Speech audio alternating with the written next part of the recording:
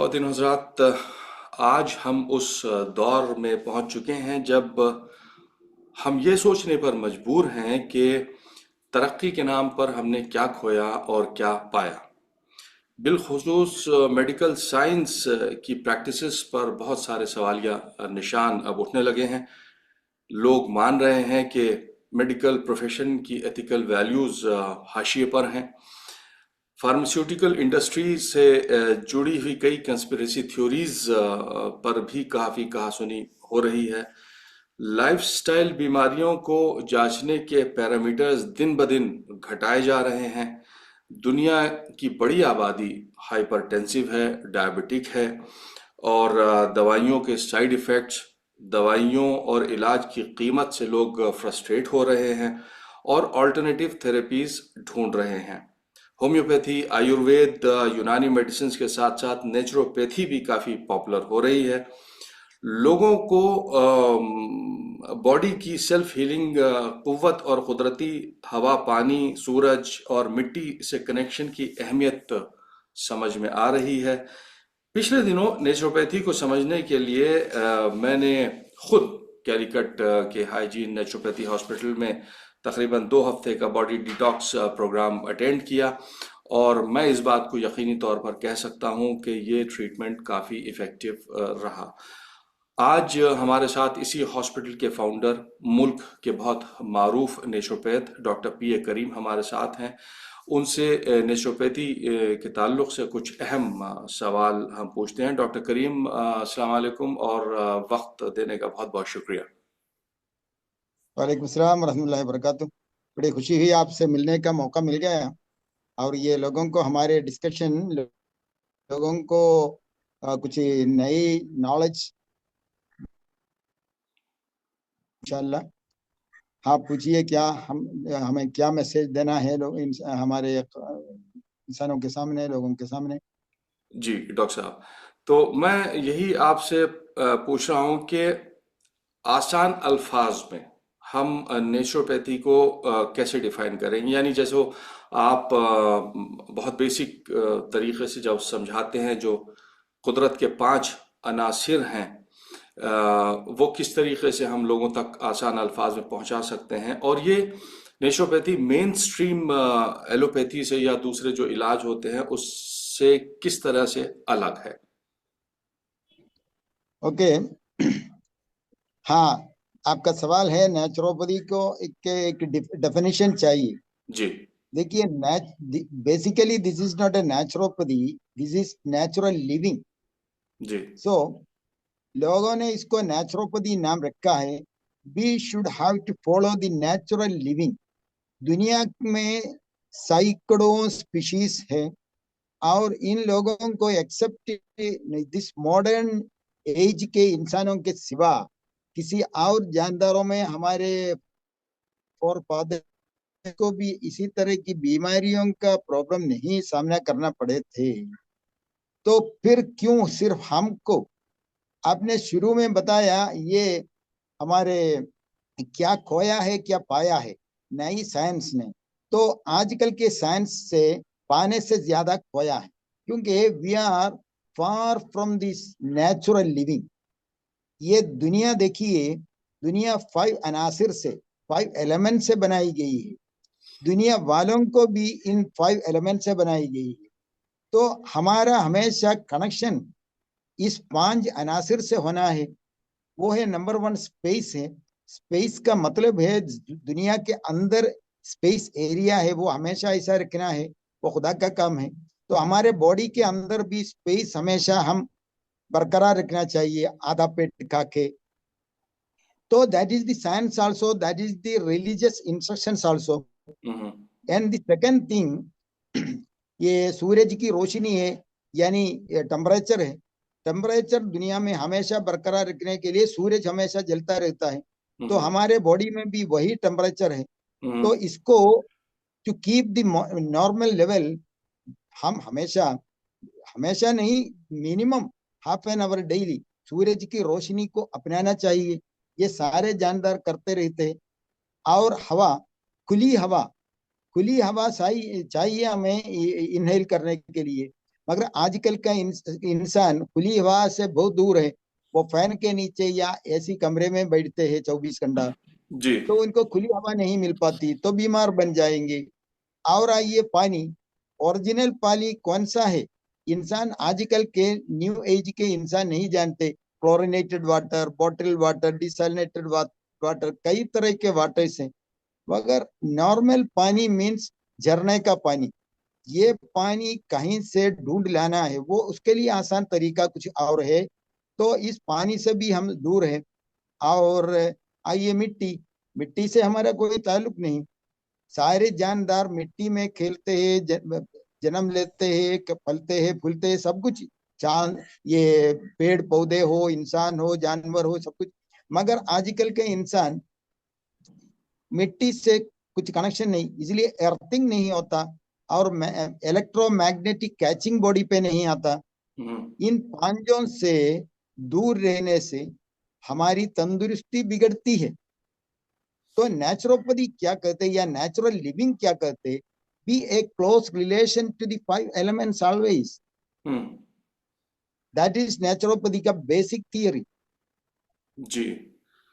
जो कि बदकिस्मती से डॉक्टर साहब, ख़ास तौर से जो शहरों की ज़िंदगी है वो, बावजूद इसके कि हवा है, पानी भी है, लेकिन सब पानी कंटेमिनेटेड है, हवा पॉल्यूटेड है।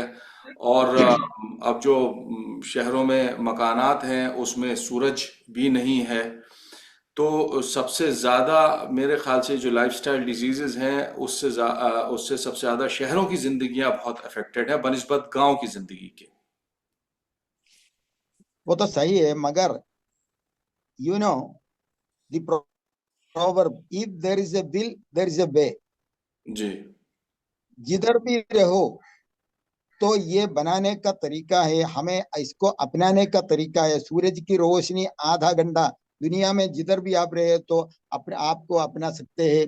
और खुली हवा में आधा घंटा रह सकते हैं, सांस ले सकते हैं बाहर जाके। और मिट्टी में चप्पल छोड़ के ये रेत में, सीशोर में कहीं इवनिंग वॉक, मॉर्निंग वॉक जब हम करेंगे, तो चप्पल छोड़ के चलो। हम्म। इसी तरह जहां तक हो सके हमें मैक्सिमम ये अपनाना। इतनी बड़ी मुश्किल की बात नहीं मैं समझता हूँ। पानी जी। को भी नॉर्मलाइज करने का कई तरीके आजकल। जी। जी। जी। अच्छा डॉक्टर साहब, आप किस तरीके से इलाज करते हैं? आपकी जो कंसल्टेशन, कोई पेशेंट अगर आपके पास आता है तो आपका एक टिपिकल कंसल्टेशन किस तरीके का होता है? हाँ, सुनिए, हमारे पास जो भी पेशेंट अगर आ गए, नॉर्मल सबों को एक लाइफस्टाइल हम सिखाते। वो क्या है? हॉस्पिटल के अंदर हम 100% अनकुक्ड फूड देंगे, हम्म। कुक्ड फूड अवॉइड करेंगे। वो क्यों है? We are the live ones no. हम तो जानदार है, तो जानदार बॉडी में जानदार फूड देना है। That is fruits and raw vegetables and natural water and green leaves. इन चीजों को हम डायरेक्ट खिलाएंगे, तो जानदार फूड अंदर गया तो हमारे बॉडी नॉर्मल आ जाएगा। For hmm. एग्जाम्पल मैं बताता हूँ, डीजल इंजन में है, पेट्रोल डालो तो क्या होता? या नहीं पेट्रोल चलते। इंजन में डीजल डालो तो क्या होता? वही है। तो हमारे जान को प्रमोट करना है, तंदुरुस्ती को बढ़ाना है, तो natural food that is uncooked food ही खाना होगा।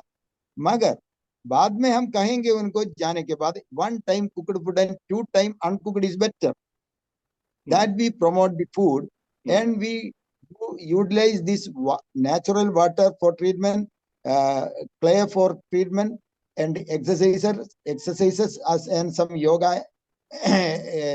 exertions also for to inhale more uh, fresh air, तो पसीना बाहर आएगा। तो ये डेली हम करते हैं, सवेरे 6 बजे से लेकर शाम को 6-8 बजे तक।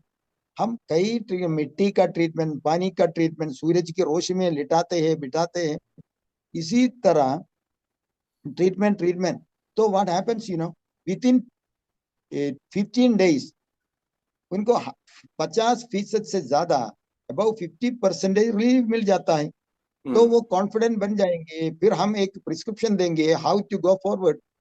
That's is easy to end special cases के लिए कुछ और भी हम करते रहेंगे, वो इधर कहना मुश्किल होगा details. Ji.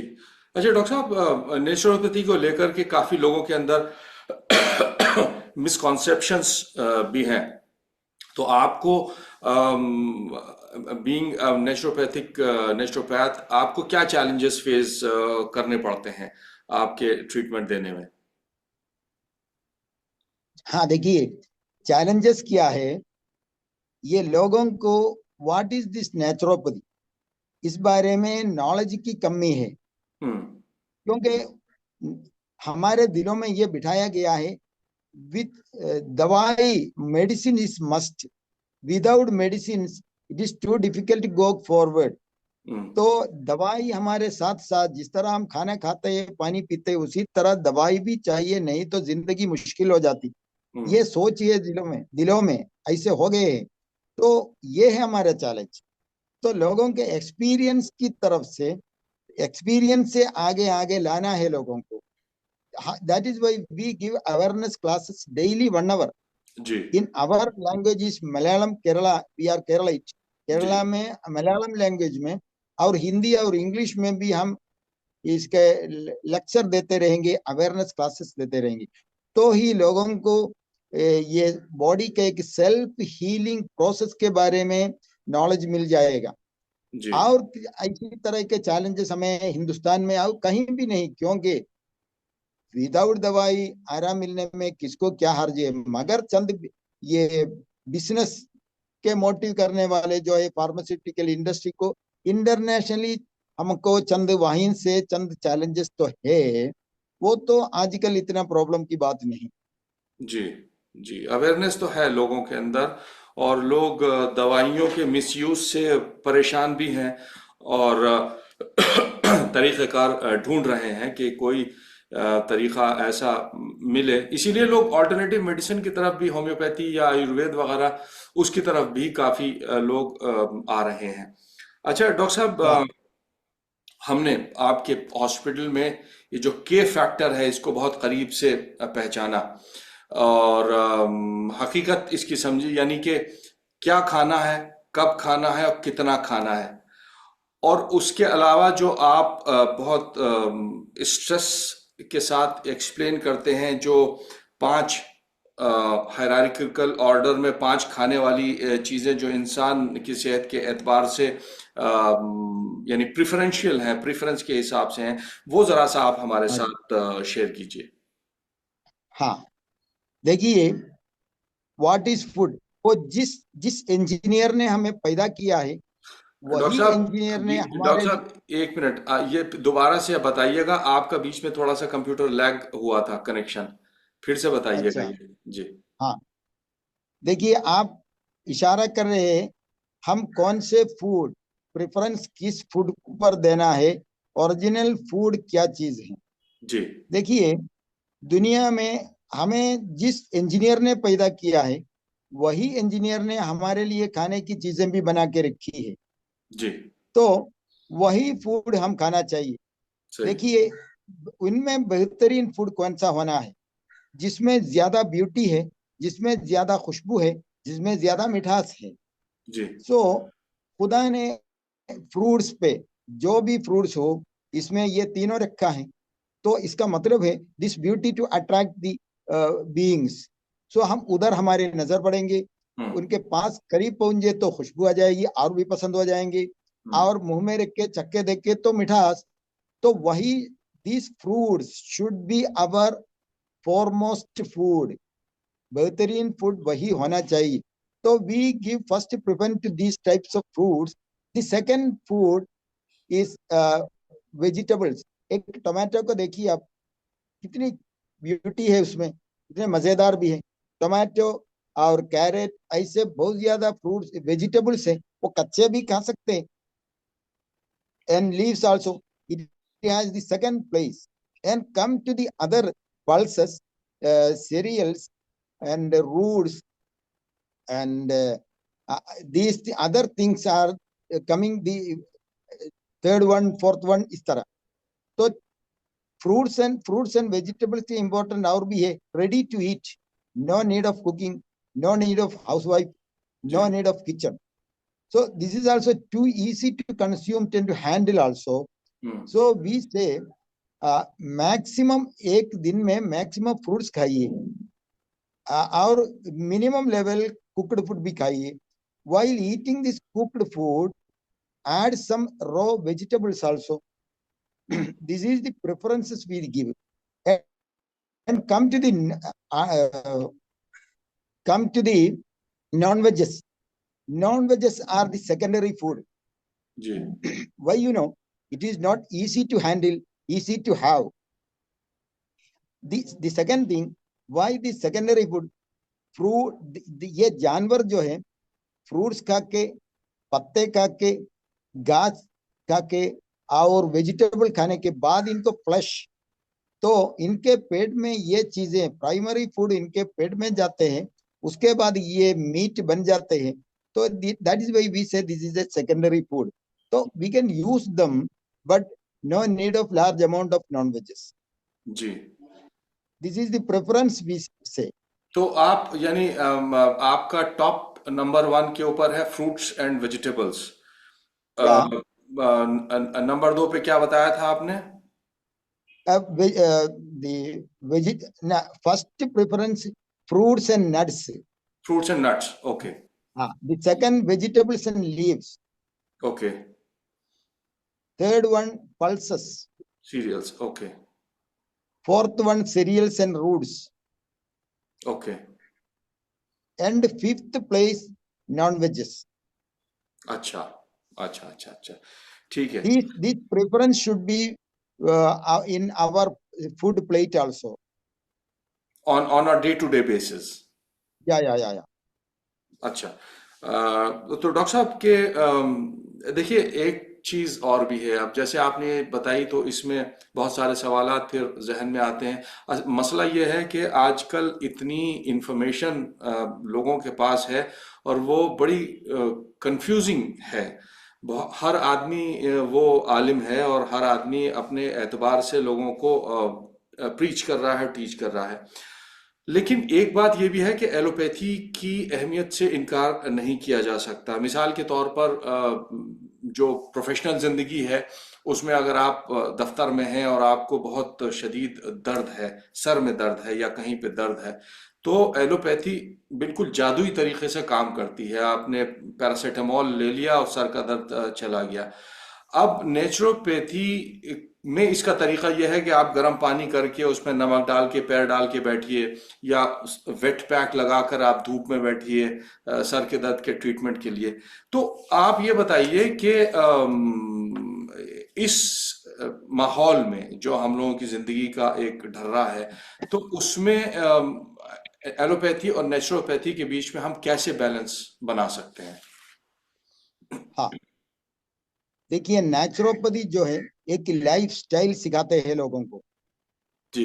Other medicinal treatments are they are not educating the how to be our lifestyle. दवाइयों के ट्रीटमेंट करने वाले एलोपैथी हो जो भी हो, वो लोग इंस्टेंट रिलीफ के लिए कुछ दवाई देंगे.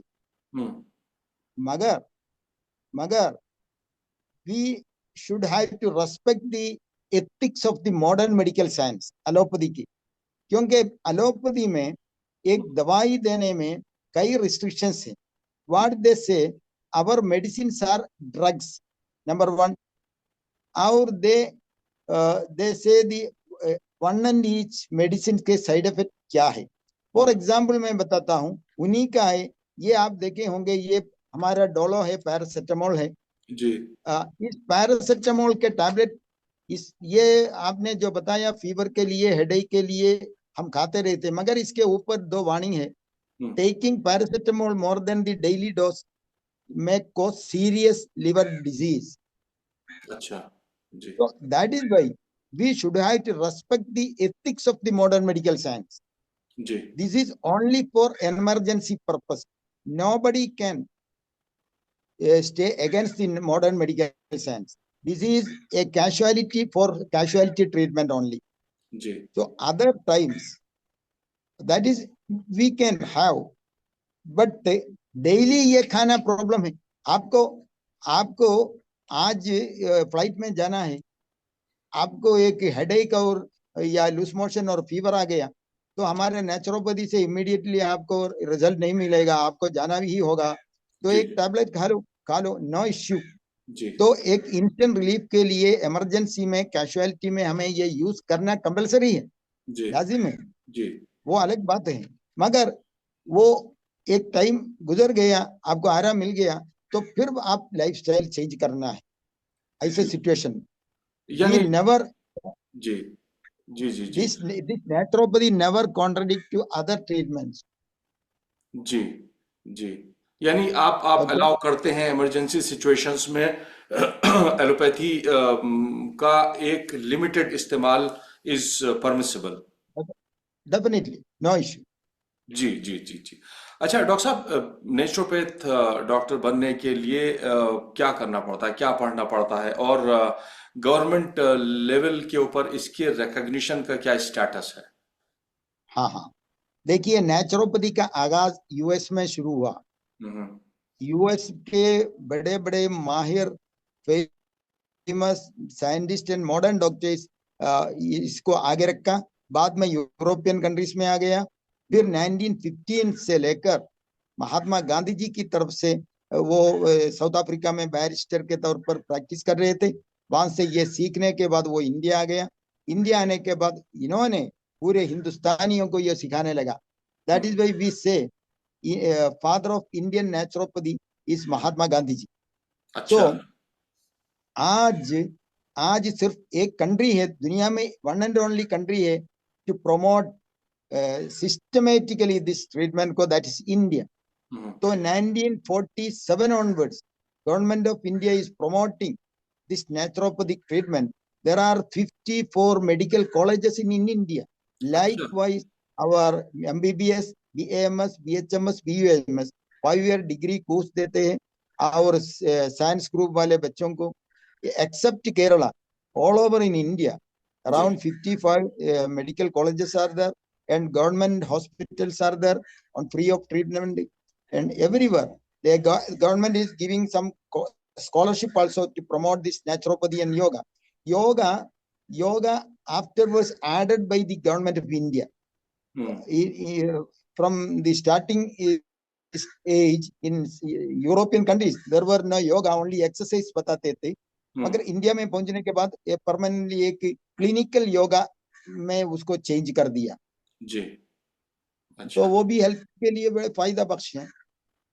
अच्छा। यानी मतलब सरकारी सतह के ऊपर इसके ऊपर काफी काम हो रहा है, और आप कह रहे हैं 55 कॉलेजेस हैं जो 5 साल का कोर्स बाकायदगी से कराते हैं सही।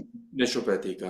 अच्छा। अच्छा डॉक्टर और साहब। गवर्नमेंट, जी one more, government of India की तरफ से central CCRYN, central council for research in naturopathy and yoga एक इंस्टीट्यूशन है। और वो तो दिल्ली में है। और बम्बई, महाराष्ट्र में पुणे में नेशनल इंस्टीट्यूट ऑफ नेचुरोपैथी है। और हम्म। कई रिसर्चेस भी इस पर हो रहे हैं आजकल। अच्छा। अच्छा डॉक्टर साहब, अगर कोई जैसे बहुत मुख्तसर तौर के ऊपर इसका सबसे अच्छा मालूमात लेना चाहे, तो कोई किताब है या कोई पर्टिकुलर वेबसाइट है जो आप एडवाइस करना चाहेंगे लोगों को कि हम पढ़ करके उसके बेसिक कॉन्सेप्ट्स को आसानी से समझ सकें और समझा सकें? जरूर मिलेगा। आजकल आसानी है ना, गूगल करके देखिए, नेट में मिलेगा। और बहुत ज्यादा किताबें अमेरिका में है, जर्मनी जर्मनी और अमेरिका और इंडियंस पब्लिश्ड बहुत ज्यादा किताबें हैं। आप देखिए ये बहुत फेमस किताब है, नेट डॉक्टर H.K. बकरू बकरू का nature cure nationally acclaimed naturopath. तो ये बहुत फेमस किताब है। ये जी एक हैंडबुक है, हमारे घर में जो भी बीमारी अगर आ गई, इट्स वेरी फेमस किताब। तो इसी तरह के कई किताबें इंडिया में, इंडिया के बाहर भी बेस्ट सेलर्स बुक्स है भी availability. And you can go through this net, internet also, जी। गूगल कर सकते हैं आपको। ठीक है। अच्छा एक चीज़ और डॉक्टर साहब के बहुत सारे कन्वेंशनल कॉन्सेप्ट्स को आप लोग ख़त्म करते हैं, उसको चैलेंज करते हैं। मिसाल के तौर पे जैसे जो डायबिटिक पेशेंट्स होते हैं उसको भी आप शहद खिलाते हैं। और उसके अलावा यह है कि दूध के इस्तेमाल को आप लोग बहुत ज़्यादा एनकरेज नहीं करते। तो इसके इसके बारे में ज़रा सा आप हमें अब बताइए कि अब how can honey be given to diabetic patients. आपका पहला सवाल क्या था? ये था ना डॉक्टर साहब कि बहुत सारे यानी आप डायबिटिक पेशेंट्स को भी हाँ शहद हाँ। यस। जी। देखिए, देखिए एक बीमारी, हम हमें एक बीमारी आ गई, तो बीमारी आ गई तो ट्रीटमेंट करना चाहिए, लेना चाहिए, या where from this disease comes, ये फाइंड आउट करना है पहले। हम्म। एक बीमारी आने पर सबसे पहले हम सोचना ये है, ये बीमारी कहाँ से आई है। हम्म। ये सोचे बगैर सीधा जाके दवाई खाना एक अकल की बात नहीं। तो हम कहेंगे जो भी बीमारी हो, find out the roots where from the disease come. Hmm. तो ये शुगर फॉर एग्जांपल मैं बताता हूँ, डायबिटीज। डायबिटीज पर क्या होता है पूरी दुनिया में, पूरी दुनिया में एक परमानेंट रिप्लाई है, कॉन्क्रीट रिप्लाई है, अनइंक्यूरेबल, इंक्यूरेबल। दवाई खाते रहो मरते दम तक। मगर कोई डॉक्टर आज तक ये नहीं बताते आपको ये बीमारी कहाँ से आती है, वो हम्म। आने का दरवाजा बंद करो। क्यों नहीं बताया जाता? क्योंकि this messages comes from the pharmaceutical industry. Hmm. Pharmaceutical industry को पेशेंट चाहिए, नहीं तो इनका बिजनेस कैसे आगे जाएगा? तो hmm. They never allow to disclose the basic reasons for the diseases. Hmm. Understood no? जी। तो देखिए, बीमारी ये शुगर फॉर एग्जाम्पल हम बताते हैं, डिटेल्स में जाना का टाइम नहीं मिलेगा। डायबिटीज आने का दो रास्ते हैं। वो ग्लूकोज इनटेक से, वो कम maximum glucose and gluten comes from the wheat, गेहूं से। गेहूं खाने से 125% ग्लूकोज एंड ग्लूटेन ऊपर। तो गेहूं खाने वालों को हमेशा शुगर पेशेंट बनते रहना पड़ेगा। और सेकंड थिंग इज राइस, चावल में भी। तो शुगर पेशेंट को इन दोनों से दूर रखे तो इनको इमीडिएटली आराम मिल जाएंगे। मगर मेडिकल फार्मास्यूटिकल इंडस्ट्री ने डॉक्टरों को क्या सिखा कर रखा है, चावल बंद करो गेहूं खाओ बोलने को। तो वो रिपीट करते हैं, अंधे वो रिपीट करते रहते हैं। Doctor they are not willing to go to the basic root, and they are not willing to study the cases. Hmm. तो रिपीटली जैसे चावल छोड़ो गेहूं खाओ। क्या हुआ? हम क्या करते हैं, जो शुगर पेशेंट इधर आते हैं, इंसुलिन 3-4 मरतबा, और उनको कंप्लीट हम राइस एंड व्हीट बंद करेंगे, मिलेट से मिलेट्स खिलाएंगे, फ्रूट्स खिलाएंगे, वेजिटेबल खिलाएंगे, तो उनको आराम मिल जाते हैं, उनके दवाइयों से भी छुटकारा। जी। This is the number one. जी। तो हम ये रास्ता सिखाएंगे कहाँ से ये बीमारी आती। और आपका second question what was it? यही था ना डॉक्टर साहब कि आप शहद देते हैं हाँ और दूध के इस्तेमाल को और उसके मिल्क प्रोडक्ट्स हाँ के हाँ, इस्तेमाल को बहुत डिस्करेज करते हैं। जबकि हम लोगों का अच्छा बचपन से हम लोगों को ये बताया गया है कि साहब दूध कैल्शियम के लिए, ग्रोथ के लिए दूध और उसके हाँ। मक्खन और अंडे और ये सब चीजें जो हैं ये बड़ी जरूरी हैं इंसानी जिस्म के लिए। Okay okay. तो शहद के बारे में बताएंगे। शहद जो है, इसमें मिठास तो है मगर उसमें ग्लूकोज नहीं। फ्रूट्स और शहद में फ्रक्टोज है। तो ये शुगर की बीमारी बनाने वाली चीज नहीं। मोरोवर, आयुर्वेदा, यूनानी एंड सिद्धा, these three streams are always supporting this शहद। जी। It is the number one बेहतरीन दवाई है सारी बीमारियों के लिए, वो लोग बताते। एज पर इस्लामिक कुरान मजीद में भी अल्लाह ताला ने ये बताया है कि ये सारी बीमारियों के शहद सारी बीमारियों की दवा है। तो हम कैसे इनकार कर सकते हैं? आयुर्वेदा सिद्धा वो भी एक खुदाई किताबों से जुड़ी हुई है। तो ये है बात। और हमारे एक्सपीरियंस क्या है, आज तक जितने लोगों को हमने शुगर पेशेंट को भी एम्प्टी स्टमक में ये पिलाने, उसका एक सिस्टम तो होगा, पिलाने से उनको आराम तो मिल पा रहा। हाँ, come to the animal milk, that's your concern. जी जी। Animal milk basically we are not against animal milk. अगर आपको एनिमल मिल्क पीना है तो we should have to follow seven conditions, seven, सात शराइत है। नंबर जी। वन, 2 साल के उम्र के बाद पीना पिलाना है। नंबर टू, देसी गऊ, देसी बकरी, देसी ऊंट होना है का होना है। हम्म। नंबर थ्री, घास चरने वाले होना है। नंबर फोर, एम्प्टी स्टमक में पीना है। Number five, immediately after this milking, immediately after the milking. Hmm. And उबालो मत, उबाल के उबाले बगैर एम्प्टी स्टमक। और सेवेंथ वन, ये पीने के बाद आधा घंटा एक्सर्शन होना है, बॉडी को पसीना आना है, कुछ काम का जो करना पड़ेगा। हम्म। ये seven conditions you have to, are you willing to follow? No need to drink it. But आजकल ये ओरिजिनल मिल्क कहाँ मिलेंगे हमको, जी। ये है सवालात। मगर लोगों को ये आपने कहा ये इससे कैल्शियम मिलेगा, वो मिलेगा, ये मिलेगा, हड्डी बढ़ जाए, ये सब ये एक अंधी अकीदत है, मिसअंडरस्टैंडिंग है। Hmm. This understanding put by the pharmaceutical industry itself. क्योंकि ये सारे कंडीशंस फॉलो करने के बाद भी ये दूध पीने से कई बलगम के म्यूकस रिलेटेड प्रॉब्लम बच्चों में आने का चांसेस बहुत ज्यादा है। हम्म। और आइए आजकल की जमाने में, आजकल हमारे वर्ल्ड वाइड ऑन्कोलॉजिस्ट क्या बताते हैं सुनिए। छोटे उम्र में जानवर का दूध पिलाने से बाद में कैंसर आने का चांसेस, कार्सिनोजेनिसिटी का चांस बहुत ज्यादा है। आजकल वो लोग वही बताते हैं। हम्म। पुराने जमाने में हम लोग कहते थे ये ज्यादा मत पीजिए, डेंजरस है, मगर कोई नहीं मानते क्योंकि मॉडर्न डॉक्टर्स इसको प्रमोट करते थे।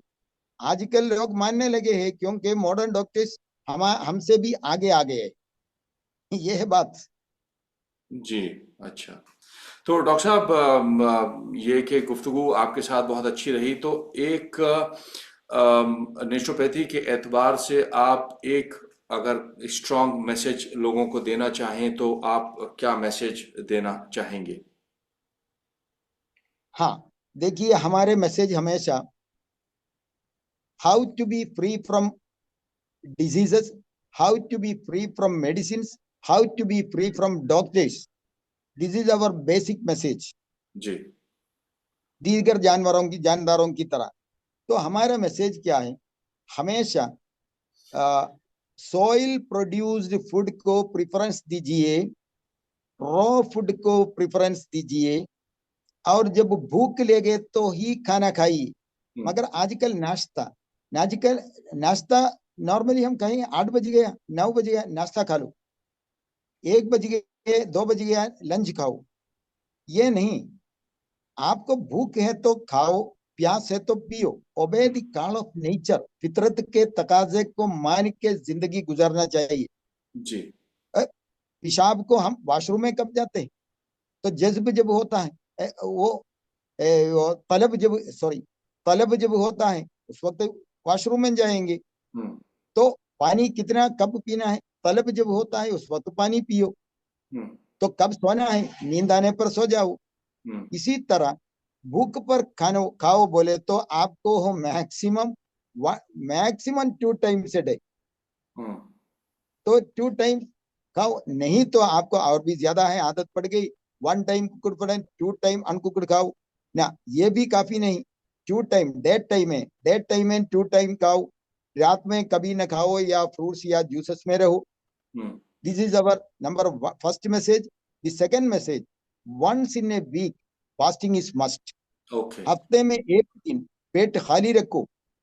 तो वो पानी का सिर्फ पानी में न रहना है, लाइट जूसेस में रहो या फ्रूट्स में रहो या मुसलमानों का जो है रोजा है, सब सारे मजहब वालों को रोजा है, उसी रोजा में रहूं।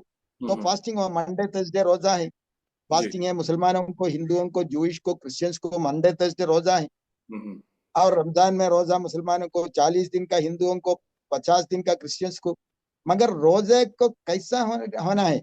हिंदुओं को सिर्फ पानी में रहना है, मुसलमानों को देखिए सुबह फजर से पहले फ्रूट्स, मगरिब के बाद भी फ्रूट्स, ऐसे बताया गया है। मगर हम आजकल क्या करते हैं, हमारा एक फास्टिंग मंथ आने वाला है, मगर हमारे मुसलमानों के फास्टिंग मंथ हमारे फीस्टिंग मंथ है। जी। ये सही। प्रॉब्लम।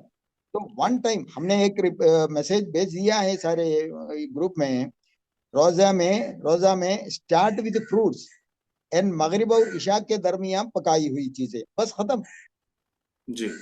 ऐसे खाने से ये एक लाइफ स्टाइल ऐसा बनाना है, तो सही। हमें कभी ये बीमारी के शिकार कभी नहीं बन जाएंगे हम। मगर वो क्यों, हम नॉर्मली हम 3-4 मरतबा क्यों खाते हैं? हमें सिखाया गया है ज्यादा खाने से ज्यादा तंदुरुस्ती आती। जी। जी। Calorie theory is already outdated. ज्यादा खाओ, ज्यादा कैलोरी, ज्यादा काम करने वाले को ज्यादा कैलोरी चाहिए, ये सोच हमारे दिल में बिठाया गया है। हम्म। तो हम सोचेंगे हाँ, 1 बज गया, 2 बज गया, भूख नहीं तो भी जाके खाएंगे, न खाए तो मर जाऊंगा, जी। इसी सोच है। मगर न खाना अच्छा है, पेट के अंदर फूड अगर आ बैठा तो बॉडी के पूरा फोकस इसके डाइजेस्ट करने में, this is a foreign matter, इसको जी। डाइजेस्ट करने में मसरूफ हो जाता है। तो रिपेयर मेंटेनेंस बॉडी खुद करने वाला है, उसके लिए टाइम नहीं मिल पाता। तो पेट खाली रहे तो body can heal itself very easily. जी। That is why we always say आधा पेट में रहिए, हफ्ते में 1-2 दिन फास्टिंग में रहिए। ऐसे लोगों को जिधर भी देखिए आप, without any concern of health, they can go forward, they are healthy always. बिल्कुल सही दिस डॉक्टर इज साहब। अवर तो मैसेज। बिल्कुल बिल्कुल सही। और ये कि बहुत बहुत शुक्रिया आपका, आपने वक्त निकाला। और हमारी यही ख्वाहिश है और यही मकसद है इस प्रोग्राम का कि इन नटशेल जो मैसेज है नेचुरोपैथी का वो लोगों को पहुंचे और लोगों की दवाओं पे डिपेंडेंस कम हो और हाँ जी, लोगों की सेहत जो है वो अच्छी हो। और लोगों के समझ में ये आए कि बहुत सारी चीज़ें जो बताई जा रही हैं वो सच नहीं हैं। उनको खुद सही। ब्रेनस्टॉर्मिंग करनी ज़रूरी है, सोचना समझना, बैठ करके कंटेम्पलेट करना, सोचना समझना ज़रूरी है कि क्या चीज़ सही है और क्या चीज़ गलत है। तो डॉक्टर साहब बहुत शुक्रिया और all the very best to you. और इसी तरीके से आप लोगों को एनलाइटन करते रहिए। और we wish you all the best in your endeavours. Okay, बहुत शुक्रिया डॉक्टर साहब। खुदा थैंक यू। हाफिज। ओके, अल्लाह हाफ़िज़।